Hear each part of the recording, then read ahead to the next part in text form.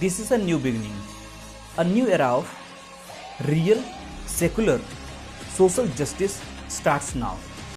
ये शब्द हैं टीबीके पार्टी के अध्यक्ष सी जोसेफ विजय का, जिन्होंने रिसेंटली तमिलनाडु के मुख्यमंत्री पद की शपथ ली और इस तरह से उन्होंने तमिलनाडु में 6 दशकों से चला आ रहा डीएमके और एआईडीएमके के बारी बारी में सत्ता में आने के सिलसिले को भी उन्होंने कहीं ना कहीं तोड़ा।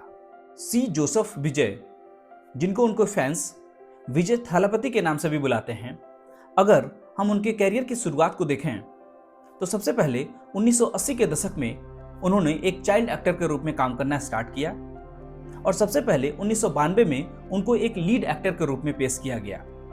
इसके बाद उन्होंने अपनी एक्टिंग स्किल, अपने टैलेंट और अपने हार्ड वर्क की बदौलत 3 दशकों में वे तमिल सिनेमा के एक सुपरस्टार बनकर के उभरे। साथ में उन्होंने कोका कोला जैसे बड़े ब्रांड्स के साथ काम किया, वे उनके विज्ञापनों में भी दिखे और वे तमिलनाडु में उसके ब्रांड एम्बेसडर भी रहे। इसी तरह से इनकी पॉपुलैरिटी दिन प्रतिदिन बढ़ती चली गई। ज्यादातर लोगों को ये लग रहा है कि विजय का पॉलिटिकल करियर मात्र एक संयोग है और वो लक की वजह से सीएम बन गए हैं, लेकिन सच्चाई बिल्कुल इसको विपरीत है।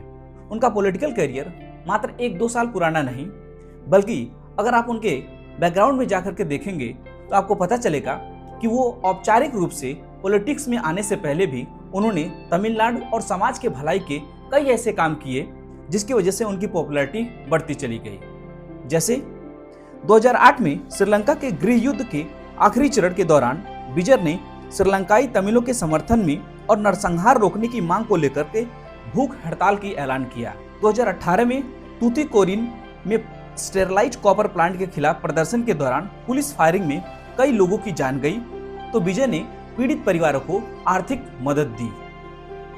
उसी साल केरल के बाढ़ प्रभावित इलाकों में राहत सामग्री भी भेजी और इस तरह से विजय की पॉपुलैरिटी धीरे धीरे बढ़ती चली गई। और फिर 2024 फरवरी में विजय ने आधिकारिक तौर पे अपनी पॉलिटिकल पार्टी टीवीके यानी तमिलगा वेत्री कड़गम की शुरुआत की और उसके कुछ ही दिनों बाद उन्होंने ऐलान किया कि वे फिल्मों से वो पूरी तरह से संन्यास लेंगे, क्योंकि विजय के लिए पॉलिटिक्स में आना कोई एक पार्ट टाइम जॉब नहीं बल्कि एक फुल टाइम सर्विस है।